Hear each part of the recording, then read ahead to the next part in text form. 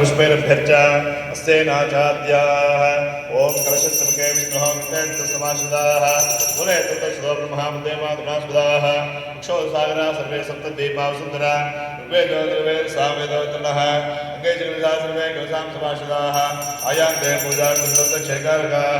अंगे जयमुने गोदावरी सरस्वती नर्मदा सिन्धुकावेरी जलेऽस्मिन् सन्निधिं कुरु पूजा द्रव्याणि सम्प्रोक्ष्य देवं देवमण्डपं सम्प्रोक्ष्य यागमण्डपं सम्प्रोक्ष्य देवं सम्प्रोक्ष्य आत्मानं सम्प्रोक्षयेत् शेषं विसृज्य आदौ श्री गणपति पूजां करिष्ये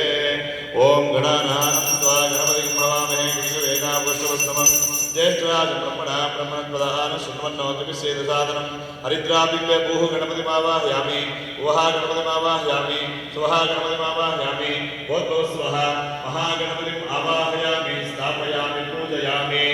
आयुः कलशे महालक्ष्मी महाकाली पूजां करिष्ये